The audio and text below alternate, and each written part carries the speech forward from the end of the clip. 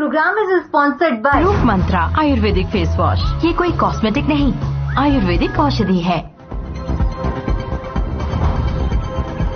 Mafia Atiq Ashraf हत्याकांड का मामला, तीनों शूटर्स के प्रयागराज में सीजेएम कोर्ट में हुई पेशी। कोर्ट ने तीनों शूटर्स को भेजा पुलिस रिमांड पर।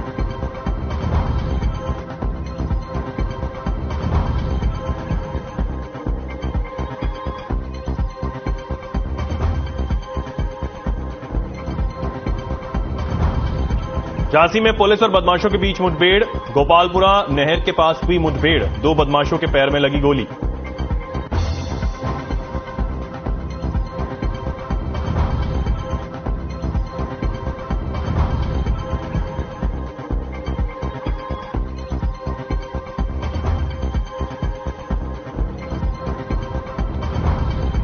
गाजियाबाद से कोरोना के 117 मामले आए सामने। कोरोना के चलते एक मरीज की हुई मौत। जिले में एक्टिव मरीजों की संख्या 436।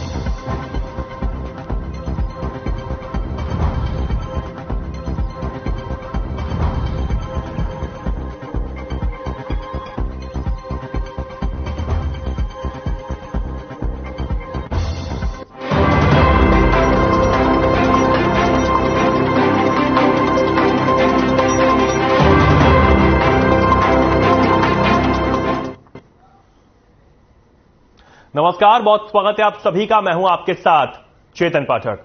खबरों की शुरुआत करेंगे। प्रदेश की राजधानी लखनऊ में लगातार कोविड मरीजों की संख्या बढ़ती ही जा रही है, जिस पर जिलाधिकारी सूर्यपाल गंगवार ने आदेश जारी कर कहा कि अब सरकारी और प्राइवेट विभाग में बिना मास्क के प्रवेश वर्जित रहेगा। सभी विभागों को निर्देश देते हुए कहा गया है कि कार्यालय के मेन गेट पर सैनिटाइजर मशीन, मास्क रखना अनिवार्य होगा। साथ ही मुख्य चिकित्सा अधिकारी मनोज अग्रवाल और उनकी टीम द्वारा लगातार सभी सामुदायिक स्वास्थ्य केंद्र का अलर्ट कर दिया गया है कि जिससे कोविड मरीजों को बेहतर इलाज मिल सके।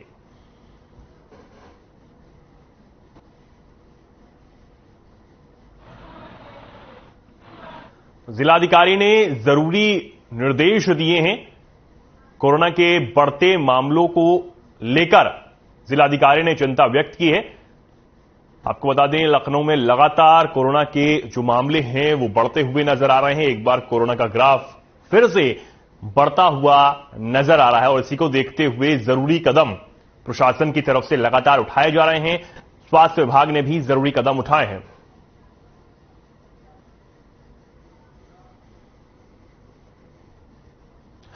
यूपी के औरैया जिले में उस समय हड़कंप मच गया जब अज्ञात कारणों से दिबियापुर नगर पंचायत में बने एक केमिकल कमरे में अचानक आग लग गई।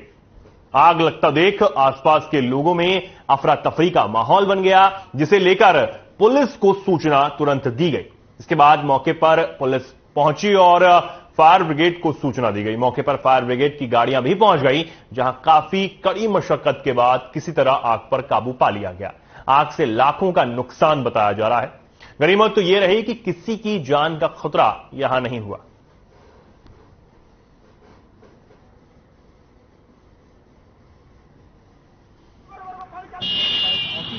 जहां पर अज्ञात कारणों से कमरे में रखे केमिकल में जो आग लग गई, सूचना को तत्काल पुलिस और फायर ब्रिगेड के माध्यम से तत्काल इसको जो है आग पर काबू पाया गया और जांच आग किस तरह लगी इसकी जांच की जाएगी।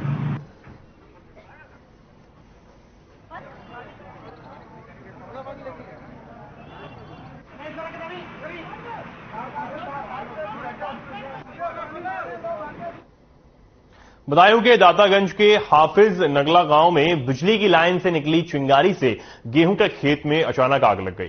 आपको बता दें कि तेज हवाओं के चलते पूरा खेत जलकर खाक हो गया। हाफिज नगला गांव के किसान मनोहर लाल के खेत में यह आग लगी है।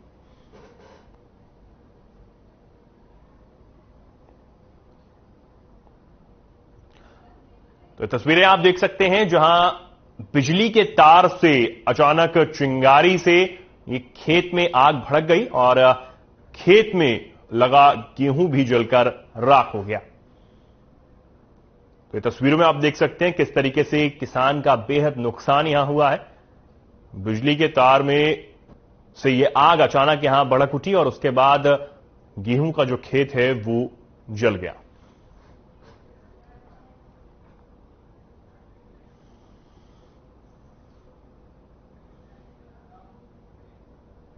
और अब बड़ी खबर बरेली से है। धरना स्थल पर जाने से मौलाना को पुलिस ने रोका।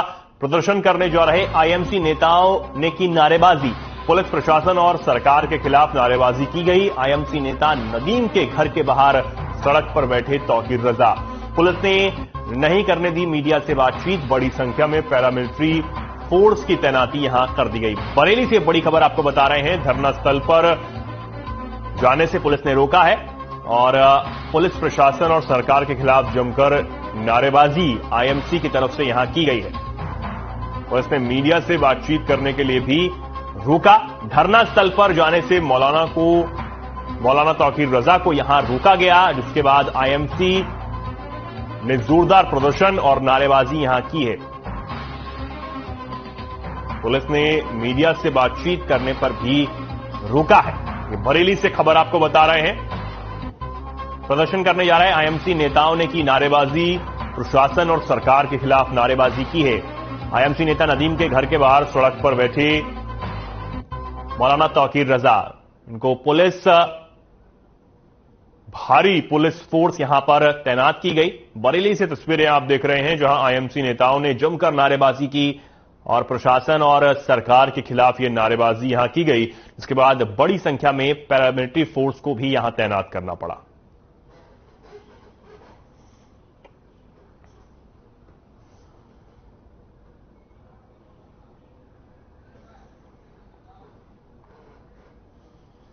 अब खबर बस्ती से है, जहां समाजवादी पार्टी के 3 विधायक और पूर्व मंत्री ने संयुक्त प्रेस कॉन्फ्रेंस की। एक नगर पालिका सहित 9 नगर पंचायतों के उम्मीदवारों के नाम की घोषणा यहां की गई। नगर पालिका परिषद अध्यक्ष पद के लिए नेहा वर्मा को टिकट मिला है। मुंडेरवा नगर पंचायत के लिए मोहम्मद आरिफ, भवनान सईद अहमद को टिकट मिला है। रुधौली से धीरसेन निषाद, हरैया से कुंवर कौशलेंद्र, बनकटी से गुजराती देवी को टिकट मिला है। गायघाट से राम सुरेश, कप्तानगंज से चंद्रप्रकाश चौधरी को टिकट दिया गया है।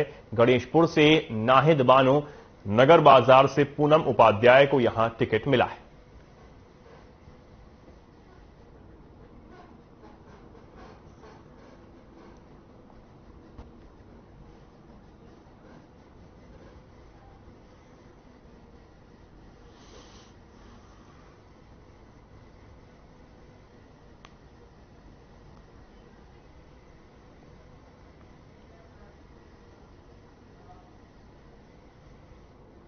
खबर बस्ती से है। प्रदेश में चल रहे निकाय चुनाव को लेकर दूसरे चरण के नामांकन प्रक्रिया अब शुरू हो गई है। 40 साल तक समाजवादी पार्टी में राजनीति करने के बाद समाजवादी पार्टी नेता सिद्धेश सिन्हा को जब नगर पालिका का टिकट नहीं मिला तो बागी होकर समाजवादी नेता सपा के खिलाफ ही चुनावी मैदान में अब कूद गए। फिलहाल अभी तो समाजवादी पार्टी की तरफ से प्रत्याशियों की घोषणा नहीं की गई है, लेकिन पुराने समाजवादी पार्टी नेता सिद्धेश सिन्हा को लगता है कि पुराना बस्ती में कोई सपा का नेता नहीं है, इसलिए टिकट उन्हें ही मिलना चाहिए। मगर कांग्रेस के पूर्व जिला अध्यक्ष रहे और 2017 के नगर पालिका चुनाव में दूसरे पायदान पर रहने वाली अंकुर वर्मा की पत्नी नेहा वर्मा का टिकट सपा से तय माना जा रहा है और सोशल मीडिया पर चर्चाओं का बाजार भी इसको लेकर बेहद गर्म है। खुद को टिकट ना मिलता देख समाजवादी पार्टी के नेता सिद्धेश सिन्हा ने अपना पर्चा भर दिया है और कह दिया है कि उन्हें सपा टिकट दे या ना दे, वे चुनाव तो जरूर लड़ेंगे।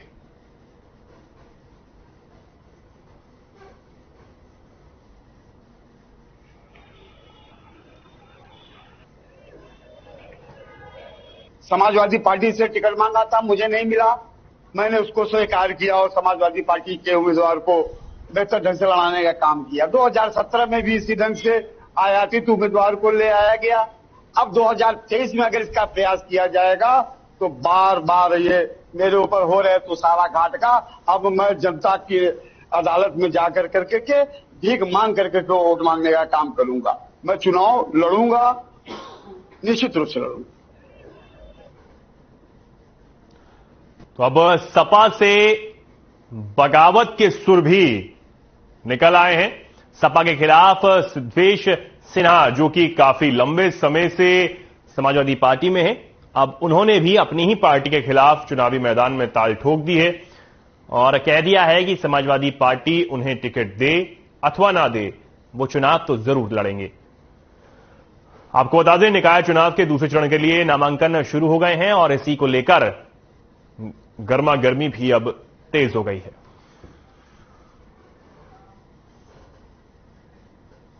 बड़ी खबर कन्नौज से थाना सौरिख पुलिस को सफलता हाथ लगी है। अवैध शस्त्र फैक्ट्री का सरगना गिरफ्तार किया गया है। अवैध शस्त्र फैक्ट्री में देसी बंदूक और 8 तमंचा बरामद किए गए हैं। अवैध शस्त्र बनाने के उपकरण भी बरामद किए गए हैं। पुलिस अधीक्षक अनुपम सिंह ने घटना का खुलासा किया है। पुलिस को मुखबिर की सूचना पर यह सफलता हाथ लगी है। नरेश उर्फ टिन्ना नाम का शातिर गिरफ्तार कर लिया गया है। पूरा मामला कन्नौज के थाना सौरिख क्षेत्र का बताया जा रहा है। ये बड़ी खबर आपको बता रहे हैं। अवैध शस्त्र फैक्ट्री का खुलासा यहां हुआ है, भांडाफोड़ पुलिस ने किया है और एक शातिर को गिरफ्तार भी करने में पुलिस ने सफलता हासिल की है। थाना सौरिख का यह पूरा मामला है। मुखबिर की सटीक सूचना पर पुलिस ने कार्रवाई की है। नरेश उर्फ टिन्ना को पुलिस ने गिरफ्तार किया है। ये बड़ी खबर आपको बता रहे हैं कन्नौज से। थाना सौरिख पुलिस को बड़ी सफलता हाथ लगी है। मुखबिर की सूचना पर पुलिस ने बड़ी कार्रवाई को अंजाम दिया है और एक अवैध शस्त्र की फैक्ट्री का पुलिस ने भांडाफोड़ किया है। अवैध शस्त्र बनाने के कई उपकरण भी पुलिस ने बरामद किए हैं और एक व्यक्ति को भी पुलिस ने गिरफ्त में लिया है। अवैध शस्त्र फैक्ट्री का सरगना यह बताया जा रहा है। में आज एक अवैध शस्त्र फैक्ट्री के विरुद्ध कार्रवाई की गई है। इस कार्रवाई में एक शातिर अभियुक्त को गिरफ्तार किया गया है, जिससे बने अधबने बड़ी संख्या में अवैध शस्त्र बरामद हुए हैं और अवैध शस्त्र बनाने के उपकरण भी बरामद हुए हैं। अभियुक्त का चालान कर दिया गया है। अग्रिम विधिक कार्रवाई प्रचलित है।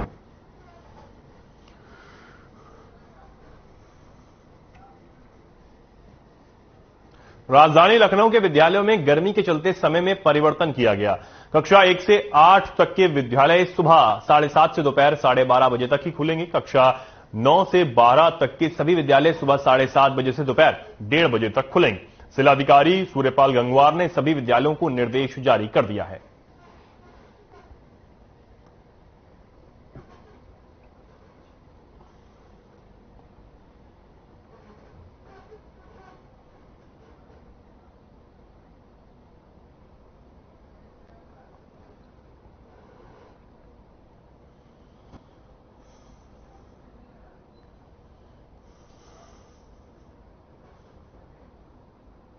नोएडा में भोली भाली महिलाओं को विदेश से महंगे गिफ्ट भेजने के नाम पर ठगी करने वाले गिरोह का पुलिस ने खुलासा कर दिया। एक भारतीय महिला सहित 8 नाइजीरिया ठग को पुलिस ने गिरफ्तार कर लिया है। खुद को मर्चेंट नेवी का अफसर बताकर महिलाओं को झांसे में लेकर ये ठगी किया करता था। वहीं उसके कब्जे से 3 लैपटॉप, 31 मोबाइल, 5 पासपोर्ट, 31,500 रुपए भी बरामद किए गए हैं। बताया जा रहा है कि अभी तक ये नाइजीरिया गैंग सैकड़ों लोगों को अपनी ठगी का शिकार बना चुका है। बता दें कि सेक्टर 20 थाना पुलिस ने दिल्ली से पूरे गैंग को गिरफ्तार कर लिया है।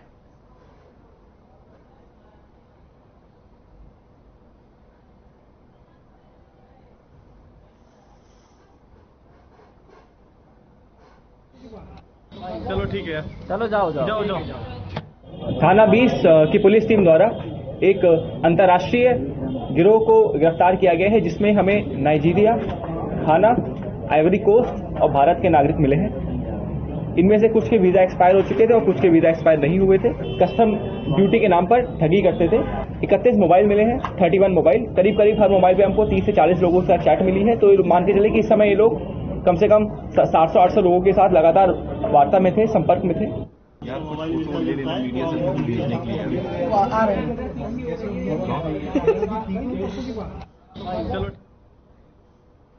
स्वार विधानसभा उपचुनाव की तैयारियां जोरों पर हैं, जिसमें आज स्वार टांडा विधानसभा सीट से पीस पार्टी की महिला प्रत्याशी नाजिया सिद्दीकी ने अपना नामांकन दाखिल किया। पीस पार्टी के प्रत्याशी पति साजिद अली अपने कार्यकर्ताओं और समर्थकों भी यहां पर नामांकन के दौरान साथ रहे। आपको बता दें कि स्वार टांडा में 2022 में हुए चुनाव में समाजवादी पार्टी के कद्दावर नेता आजम खां के बेटे अब्दुल्ला आजम ने चुनाव जीता था। अब्दुल्ला आजम पर दर्जनों मुकदमे दर्ज थे, जिसमें से एक मुकदमा मुरादाबाद के ठाकुर द्वार में भी दर्ज था, जिसमें अब्दुल्ला आजम को 2 सालों की सजा होने के बाद उनकी विधायकी रद्द कर दी गई थी और स्वा टांडा विधानसभा सीट को रिक्त घोषित कर दिया गया था, जिसके बाद 10 मई को चुनाव कराने का कार्यक्रम अब घोषित किया गया है।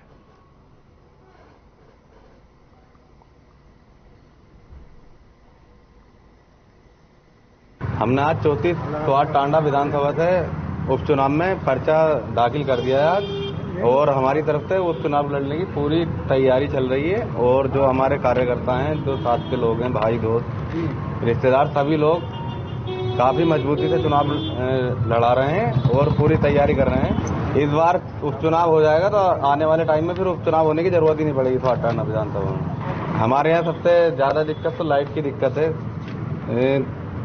अगर थोड़ी सी भी बारिश पड़ जाती है, हमारे यहाँ आंधी आ जाए, थोड़ी हवा ही चल जाए वैसी, तो एक हफ्ते तक लाइट का आता पता नहीं रहता कोई।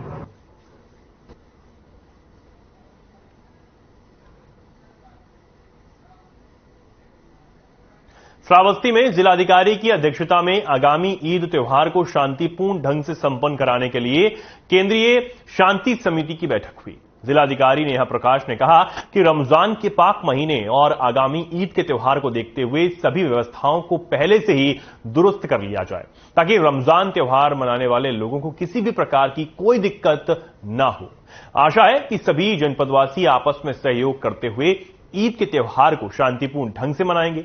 ईद की बधाई देते हुए उन्होंने कहा कि कोई भी ऐसा काम या नई परंपरा ना कायम की जाए जिससे अमन चैन में बाधा उत्पन्न हो। आप लोगों से हम हमेशा वार्ता करते रहते हैं। आगामी कुछ दिनों में ईद का त्योहार है और उसके बाद अगले महीने में जनपद में नगर निकाय के चुनाव भी होंगे।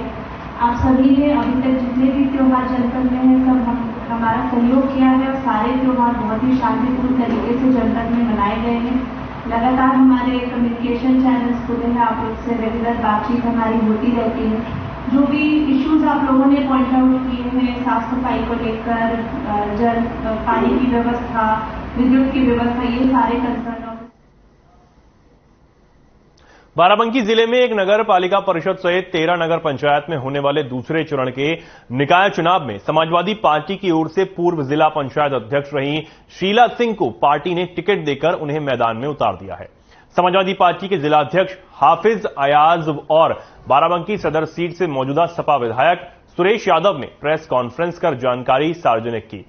शीला सिंह चेयरमैन प्रत्याशी नगरपालिका परिषद नवाबगंज सपा महिलाओं के लिए जो आंगनबाड़ी कार्यकर्त्री हैं, जो काम करती हैं, उनके लिए कुछ करेंगे। जो योजनाएं नगरपालिका में आएंगी महिलाओं के लिए, वो योजनाओं को पूरा करेंगी। ये पार्टी विकास में विश्वास दिलाती है। ये तमाम बातें शीला सिंह ने की हैं।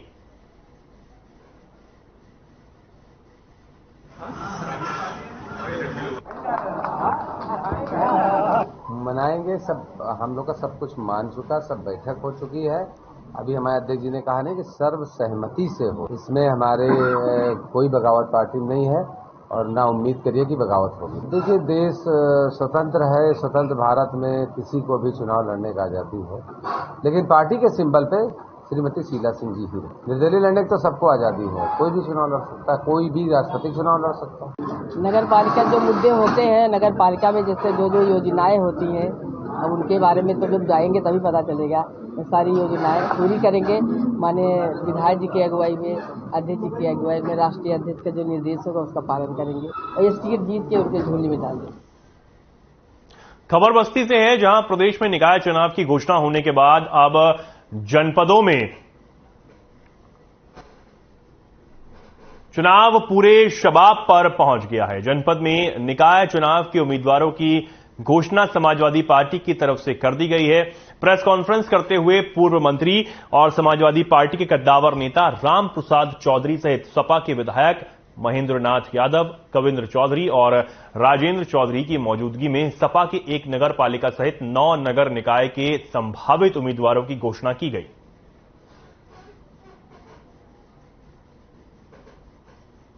जो स्थानीय निकाय का चुनाव है और जो स्थानीय निकाय में शहरी क्षेत्रों को सुविधाएं हैं, उनको लेकर के जनता के बीच जाना होता है।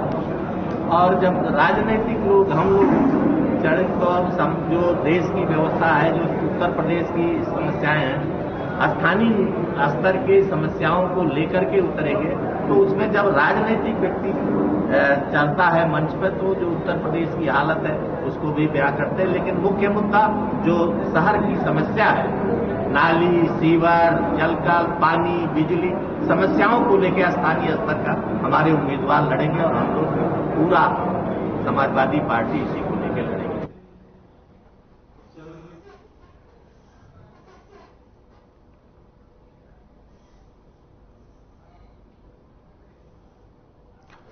जिले में भीषण सड़क हादसा हुआ। तेज रफ्तार ट्रैक्टर अनियंत्रित होकर जेल की रेलिंग में जा घुसा। जिला जेल की रेलिंग में जोरदार टक्कर लगने से रेलिंग क्षतिग्रस्त हो गई।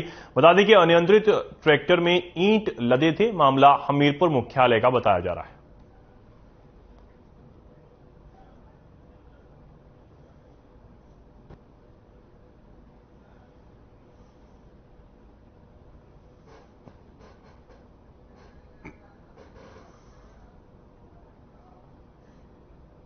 झांसी के बबीना थाना क्षेत्र में पुलिस और बदमाशों में मुठभेड़ हो गई, जिसमें 2 बदमाशों के पैर में गोली लग गई, जिन्हें झांसी मेडिकल के लिए रेफर कर दिया गया है। मिली जानकारी के मुताबिक थाना क्षेत्र के खेलार में गोपालपुरा नहर के पास जब पुलिस बदमाशों और संदिग्ध व्यक्तियों की तलाश में थी, तभी बाइक पर सवार 2 लोग पुलिस को आते दिखे, जिन्हें पुलिस ने रोकने की कोशिश की, लेकिन बदमाशों ने पुलिस के ऊपर ही फायरिंग कर दी, जिसके जवाब में पुलिस द्वारा जब फायरिंग की गई तो दोनों बदमाशों के पैर में गोली जा लगी, जिसमें बदमाश घायल हो गए।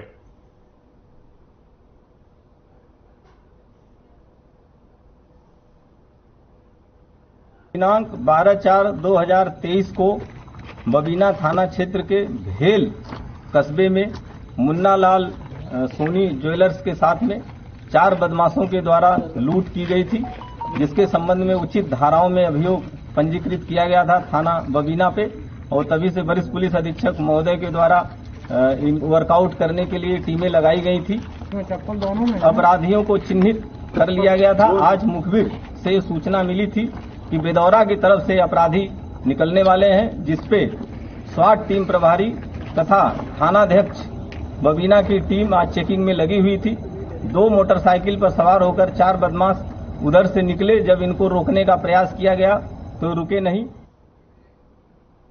अब खबर जालौन से है, जहां पुलिस और बदमाशों के बीच मुठभेड़ हुई। आपको बता दें कि इस मुठभेड़ में गोली लगने से एक बदमाश घायल हो गया। आरोपी सरकारी तार की लूट में वांछित चल रहा था, जिसकी पुलिस को करीब 1 साल से तलाश थी। वहीं आरोपी के पास से चोरी की मोटरसाइकिल और एक तमंचा भी बरामद किया गया है।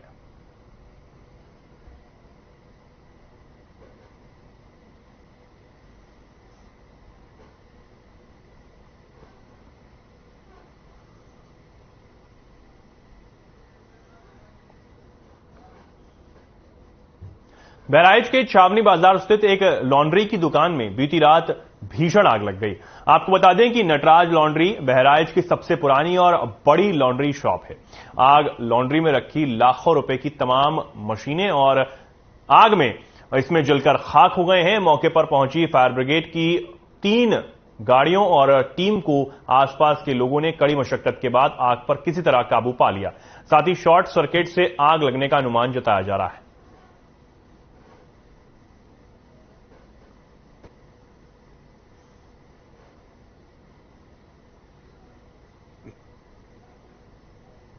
दुकान पर जैसे आग लगने की सूचना फायर ब्रिगेड को मिली तो कंट्रोल रूम से तुरंत एक्शन किया गया और मौके पर आकर के जो है कार्रवाई शुरू की गई और पानी फेंक करके इसको बुझा दिया गया। कितनी गाड़ियां फायर ब्रिगेड की? इसमें 3 गाड़ियां हमारी हम मौके पर। कितनी देर लगी आपको यहाँ? किस वजह से मेरे पास फोन पहुंचा, हम तुरंत दौड़े आए, लेकिन अब बिजली का कनेक्शन ऑफ कर देते हैं रात में दुकान बंद करने से पहले। केवल इन्वर्टर की लाइन चलती है बस।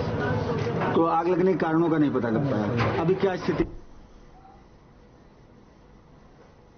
फिलहाल के लिए खबरों में इतना ही। नमस्कार।